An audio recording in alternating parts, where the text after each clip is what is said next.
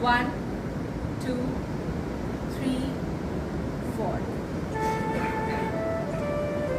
There are certain statements like, I'm enough, I have done my best, I can do better. Today is the day when I'm starting something good. Yeah? And take a deep breath. Forget whatever you have done in the past. Try to focus on here and now. And assure yourself of the good things. Okay? So just do the exercise. Another breath. Take a deep breath. 1, 2, 3, 4. When you feel relaxed, slowly calm down and you will get back to the environment. Yeah. I think I cannot overemphasize Buddha's work in our psychology and Sir right there. Do emotions do in our decision making process is what we try to study. Let's take an example. You want to buy a ring for your loved one. What would you do? Would you go and buy the ring from a shop which is like a regular jewelry store, or would you go and buy from a new store which is giving you at a discounted rate? So these are some nuances of decision making that we are trying to understand. Can unrelated events such as just witnessing a road accident affect the way you think to determine the decision styles, the decision choices, etc.? So the problem statement basically deals with identifying whether incidental emotions or decision styles have a carryover effect. Is the effect a direct or an interactive one? Wherein incidental mode, what incidental mode refers to is unrelated events such as witnessing the road accident. The decision making is choosing one alternative out of different alternatives to attain a particular goal.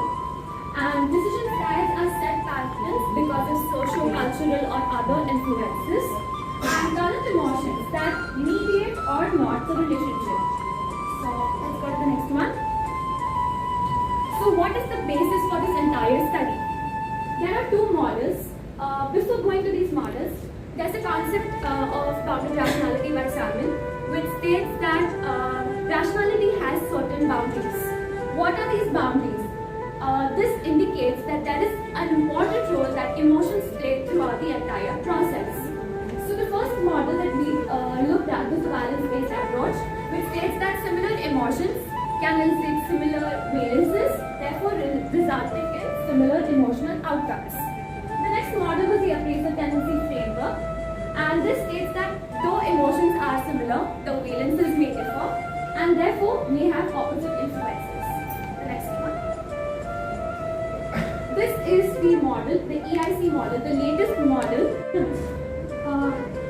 On learning and memory and various other neuropsychological domains, which is one of the sub-themes of our conference.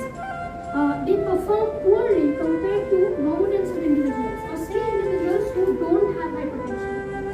So I found it very important to incorporate this aspect, like how and why young people are getting affected due to hypertension long before it is expected to do. And I clubbed this with one thing which previously has been studied but in a different way. As in, we know that relaxation techniques, we have talked about one, it's not a relaxation technique, but we have talked about mindfulness today in the pre-lunch session. So we know that relaxation techniques help in wide range of disorders, and even so in case of hypertension or disorders where we have autonomic arousal, it is very effective in calming down. So we have a specific principle behind that.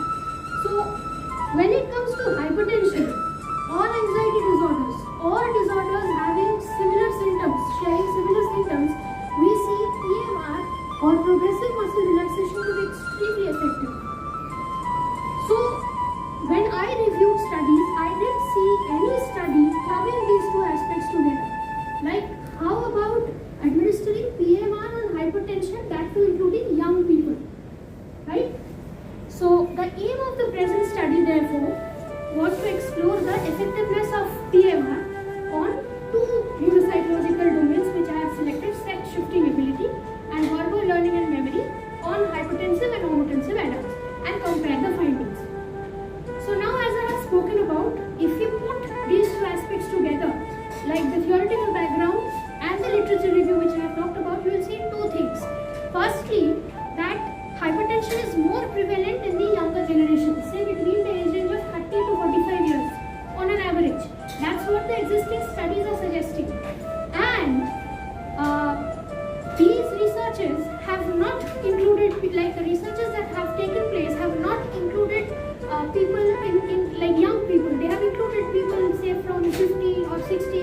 So we have more studies on effect of hypertension in elderly adults, geriatric population, right?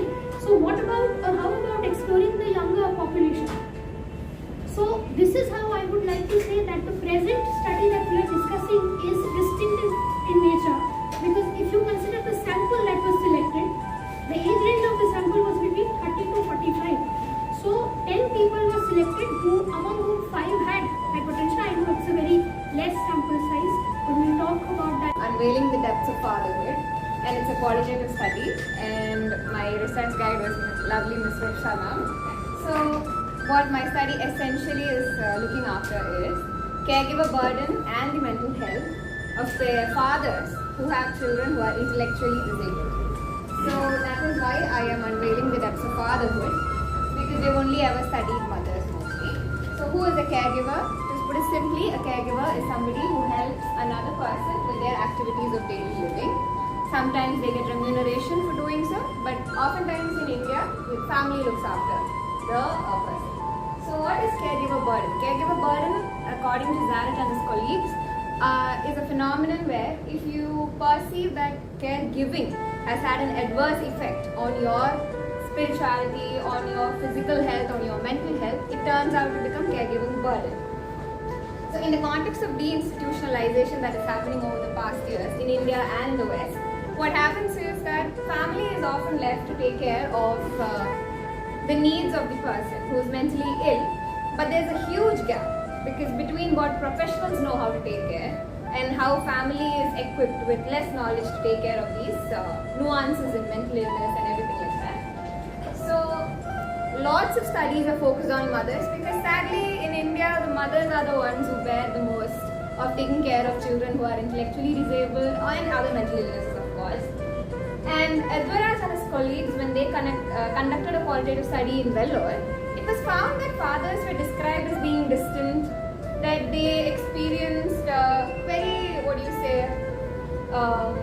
immunity from training their children and all of those. So why? Why does the father experience immunity? I am trying to create discourse here on fathers and their apparent immunity in taking care of their children. Do they experience caregiver burden? What are their caregiving responsible story? Biological markers for schizophrenia that could help predict anybody who would be at risk for schizophrenia. Of course, this is the first step, and much more research would be need to continue along these lines to establish any of our findings as potential biological markers, but that was the intention and that was the direction in which we would like for further research to head in this field. Moving on. So the PCA cycle is something that's very, very necessary for any kind of energy production in the brain, and specifically energy is needed for the DLPFC to engage and execute all of these functions. In other words, to prevent any cognitive impairments from occurring. Right? Hence, the PCA cycle is highly important here. And furthermore, the glutamate neurotransmitter is an excitatory neurotransmitter that is the primary role player here for all of the functions that I mentioned being executed. And those two cycles are really related by my colleagues' explanations priorly. Right? So these are the implications that, as I mentioned, would show that any of the cycles that we've shown so far, any point, any protein dysregulation or hyperregulation could potentially act as identifying markers and for people who could be at risk for schizophrenia. And because this is a very complex disorder, very little understood disorder and a highly undertreated disorder in many cases, we believe that further research along these lines could really help deepen and broaden our understanding about this disorder. Right?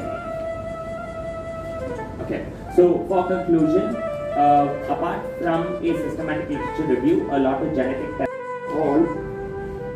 First say, knowledge is of no value unless you put it into practice. It's like a piece of paper. I did PhD, but it is nothing. But I learned from the young generations, from the seniors, from the mid-level, that's the most important in practical life. These insightful words by Anton Chekhov reasonably deeply as we gather here today. Good morning and a heartily welcome to each and every one of you. I am Dr. Khalid, Director of Council Institute of Business, Bangladesh. Today, we gather here with immense enthusiasm to inaugurate second international conference of Professional Institute of Business in collaboration with the Indian Academy of Health Psychology. As we embark on this journey of intellectual exploration and collaboration, I am reminded of the power of knowledge to drive change and progress. This conference spanning from the 2nd to 3rd of September 2023. Amidst the vibrant surroundings of Kolkata's Hotel Executive Tower, services as a treatment to as a testament to our shared commitment to bringing knowledge into action. I extend a warm greeting to our distinguished guests, respected teachers, professionals, researchers and students who have graced us with their presence. A special note of gratitude goes to our Chief Rector and guest of honor of the day, Professor Dr. Istan Sani. Also like to extend a warm welcome to our special guest of honor, Head and Associate Professor Dr. Manoj Kumar, unfortunately who couldn't attend this conference, and all other experts and professionals who have taken time out of their busy schedule to contribute to this conference. I cannot emphasize enough the significance of efforts put in by Dr. Sodha Basu from Guwahati University, Assam, and Ruksha Karmakar from Jain University, Bangalore, who have played a vital role in making this conference a resounding success. Your dedication and support are truly commendable. A heartfelt thanks to all the experts who have dedicated their precious time to be a part of this event. Your insight and wisdom will undoubtedly enrich our discussion. On behalf of the institution, I extend my deepest gratitude to your research scholars who have chosen to be part of this conference. Your contribution in the form of paper presentation on various themes within the field of applied psychology are invaluable also need of the hour. This paper would ultimately enlighten all the present here on the need for the development and using the judicially saving it for our continual growth of the subject topics. So from my heart I thank you everyone for being us. I couldn't mention everybody's name, but from my heart I know each and everyone who participated earlier in Dhaka conference and also here. So thanks to that some organization people, senior people and the teachers. So I couldn't mention their name. So Dr. Soil, Dr. Dr. Payal Su. मेरा as में तो बात भी नहीं कर सकते, हम तो कर रहे हैं तो वो. So you can close it now. This is of the record.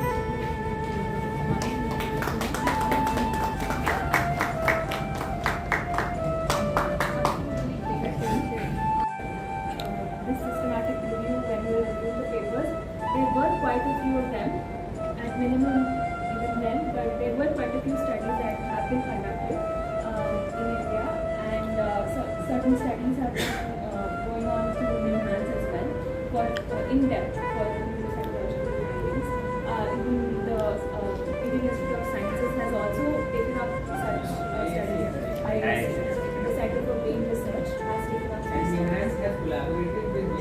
Choosing better people. We understand how to choose better people, then better understanding of people, more social, no validation required. So these are the things that students had learned. And then at the beginning, I only considered positive form of coping, but after the research was done, I could understand there were also negative form of coping that the student used, like cry, anger outbursts, sleeping, all of that. Now, this is a concept map where I have seen how the emerging themes came up. So first is exploring a new place. Because of that, they start their journey and they shift to a new place. And then finding a perfect appropriation that can be problematic, food difficulty, missing community, all of this leads to negative coping. Negative coping can be crying, anger outbursts, sleeping, and then with negative coping, they become a person where there is no validation required. We become more social, better understanding of people, better choosing of people. The shifting also results in all of this. So this is my small research that I performed. And conclusion, I understood that we cannot generalize the thing. It is a phenomenology that is happening, and it is all very in-depth analysis, I would say. So what I understood was, first thing is the coping mechanisms. So coping mechanisms were very different. They were also using mixed copings. And then relationship with the parents. For a lot of people, I saw that after they shifted, the relationship with the parents were more nice. And for a lot of them, I saw that it was not nice, it was going downwards. And so overall we could see that the research shed light on students' life adjustment, highlighting personal growth beyond academics through this transition. Thank you. If you have any questions, thank you. If you have any question, you can ask. Questions? Any questions? So to introduce myself, I am Dr. Runia. I am very proud to introduce myself that myself and Dr. Shin Soni, we studied together in Central Institute of Psychiatry. We did our MPhil 2 years course together. Okay, he did clinical psychology and I did my MPhil in clinical social work. Okay, so after that I completed my PhD in life skill intervention. I did the intervention for the adolescent students, the population which she mentioned. Okay. So after that, I joined as an assistant professor in JSS Medical College, Mysore. Then I worked in Loyola College, Chennai. Then I shifted to Kuwait, followed by marriage. So I lived in Kuwait. As a pilot study actually. Sample size is also very small. So it's just a trial for me. The topic is a study on the relationship between positive health behaviors and body image satisfaction among undergraduate students of Kolkata. So when we use the term health, it emphasizes on the physical, mental and emotional well-being as a whole. So these actions are essential for maintaining a good standard of living and a quality of life, good quality of life.